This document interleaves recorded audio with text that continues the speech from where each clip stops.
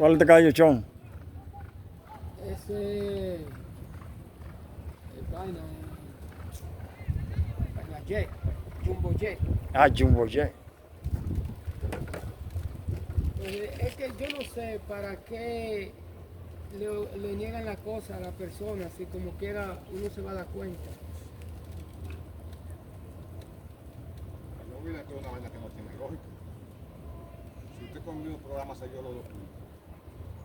Tú pensé que se cayó y que el de 5 en la tercera. Toma, séllame el pool. Y séllame el pool de 5 de ahí mismo. Ya.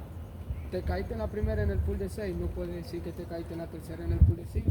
Si fue sellado con el mismo programa marcado. Entonces, ¿qué es de pagar cosas?